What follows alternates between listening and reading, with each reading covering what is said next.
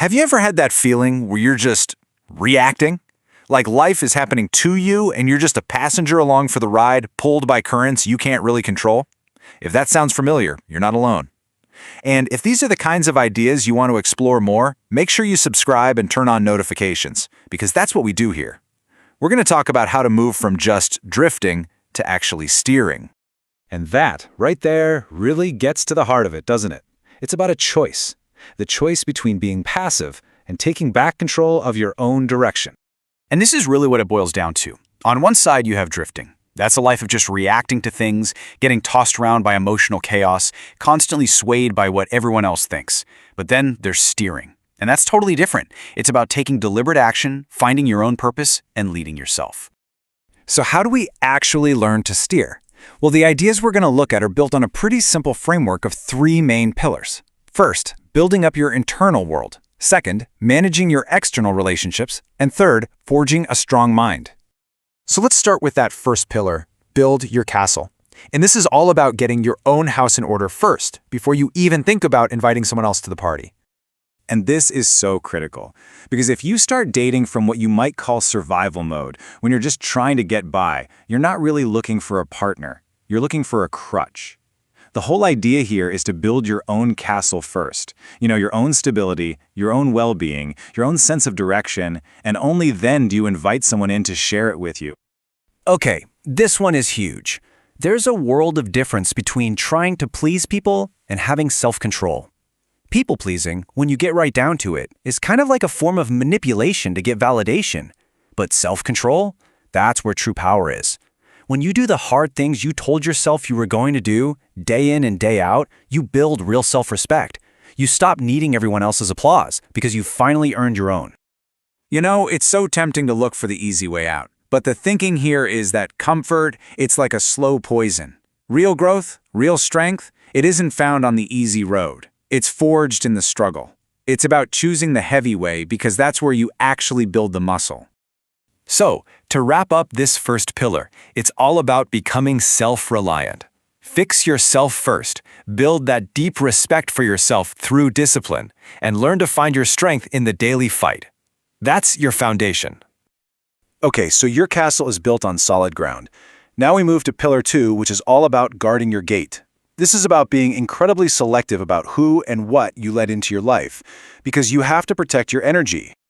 I love this metaphor. A partner is either fuel for your fire or they're a fire extinguisher. Think about that. A draining, toxic, or even just a lukewarm relationship.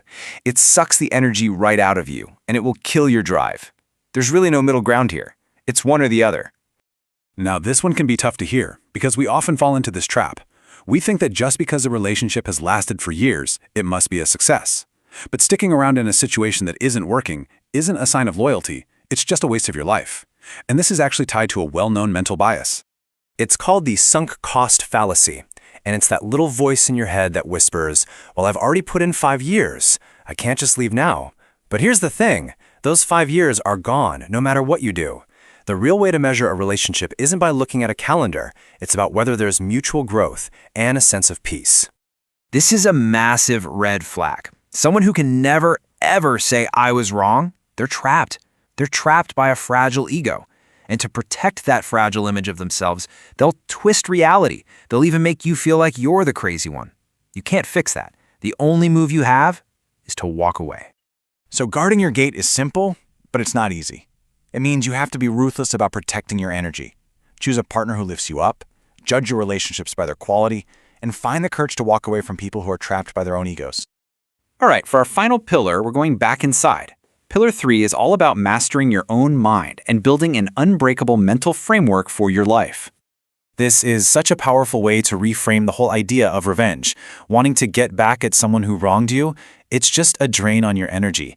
Real victory isn't about hurting them back. It's about taking all that negative energy and pouring it into yourself, into your own growth, until you become so successful, so focused on your own life, that you honestly forget they even exist. And there's actually a really powerful psychological term for this. It's called sublimation. And it's basically alchemy. It's the art of turning pain into power, turning insults into fuel, and turning setbacks into your greatest successes. It's a fundamental tool for mastering your mind. Think of your mind like a garden. You only have so much space, so much soil, so much energy. Every single hour you waste doom scrolling on social media, or endlessly overthinking things, or getting tangled up in pointless drama, that's energy being stolen from your real mission. You have to be willing to prune the weeds so the things that really matter have room to grow. How many times have we told ourselves, I'll be happy when? When I get that job, when I buy that house, when I meet that person. But this idea turns that on its head.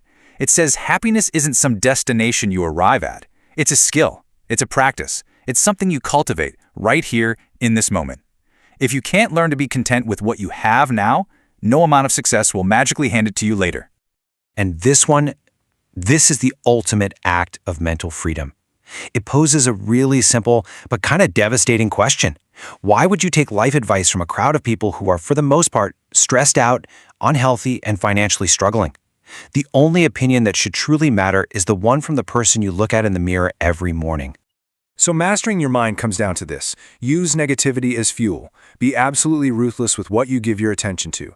Practice happiness right now, and trust your own judgment above all others. Okay, we've gone through the 10 rules, the 3 pillars. It's a lot to think about. So the real question is, what now? What do you actually do with all this? How do you start steering? And the first step is actually incredibly simple. Don't try to do everything at once. That's a recipe for failure. Just pick one, the one rule that really hits you, the one that made you pause, and then take one small action on it. Today. Not tomorrow, not next week, today. That's where the power is. And that really brings us to the end. After all of this, it all comes down to a single decision, a choice that only you can make. Are you going to keep drifting along letting the currents decide your fate, or are you going to take the wheel? Let me know in the comments which one of these ideas stood out to you the most. And if this was helpful, please subscribe and turn on notifications so you don't miss the next one. Thank you for watching all the way to the end.